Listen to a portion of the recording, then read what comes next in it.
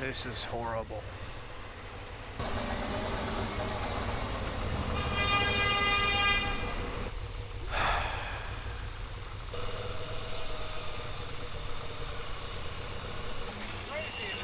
Bad today.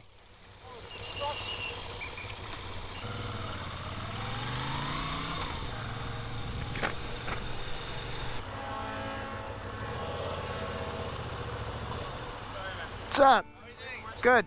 We have a question. We have no more battery. Uh-oh. What do you suggest? Should we put like black and red or just one of those? Hold on. Something about like only one color.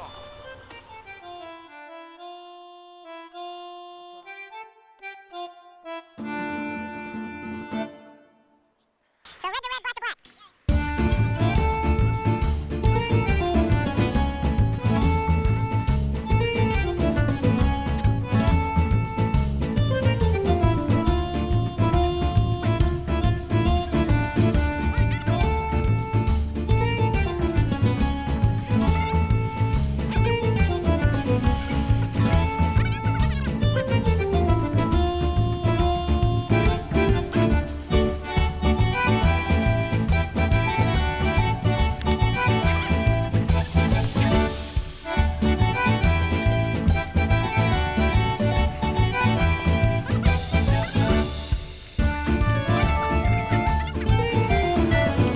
Good luck.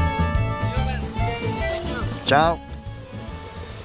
Couple French guys got themselves a 77 Honda. Then got it towed because they didn't have the paperwork. Picked it up from the tow yard and doesn't start. So that's not good. But you stop and pull over and help the guys out. That's what you do. Until you feel like you're making it worse, and then you get the hell out of there. The fact that they weren't sure how to apply the jumper cables might have been the first sign that this was gonna get a little deeper than everyone had expected. Kids today. You know what? That is my first pulling over to help the stranded motorcyclists experience. It wasn't very rewarding because, well, we didn't get the bike running. They were looking like they were over my help too. So, gotta read the room, people. Gotta read the room. Never been this way before. Where the hell are we? Oh, nice. There really should be a test of some kind where, you know, if you don't know how to apply jumper cables properly, then you shouldn't be getting a vintage motorcycle.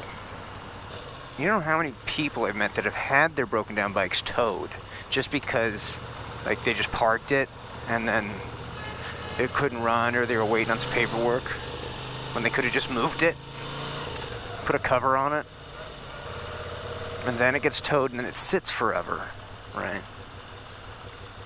Gets a dead battery and whatever other problems that bike had. And they're just like, we're just gonna get up and go. You know, just YouTubing and researching I did before I got this motorcycle and where it was gonna go, and like, yeah, I'm like, okay, I get it, right? It's vintage, right? Buy a bike, make sure it runs for one, and make sure you can get on the paperwork. You're just buying a bike on the fly, thinking you're gonna, I don't know, figure it out. But we stopped, right?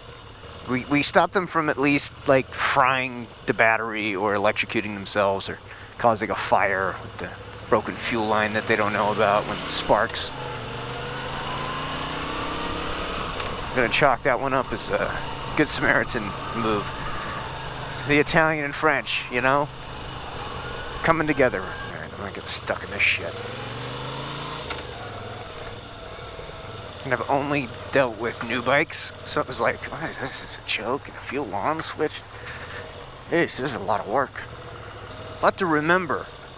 I got a hard enough time remembering to take my keys out of the ignition, let alone flipping switches and opening valves and rolling a crank. I think there was a pulley and a dumbwaiter in that engine you had to operate before you could get the fucking thing turned over. Well, good on them. Good on those guys for taking on a project bike. They gotta clean all the impound riding off it first. But first they gotta get it moving. They're like, oh, we'll just ride around the block a few times. I don't know if you're gonna get it started again. I like the way old things look, but I like the way new things work. You know, and those guys, I don't even think they know who they got to deal with. They got to deal with meat and motorcycles. The Machalayo himself pulled over to assist, or to, add to the problem. I'm not sure. But, don't they know? YouTube sensation? Meat and motorcycles? Meat and motorcycles? I don't know if I'm that big in France, maybe. Maybe Côte de Bois and Moto. Ooh, pigeon. Almost got it. Mild-mannered butcher chef by day. Rescuer to French men with broken down Hondas by evening. Prepare to spring into action. Get to form the Justice League. Me, Ducati NYC, Bad Moto, DJ MotoVlogs will get little capes. And we'll ride around looking for stranded people on bikes. Might not get them started. Unless it's a fuse issue, then Ducati NYC can help. I will just document and narrate. I will provide commentary. C'est la vie. C'est la vie.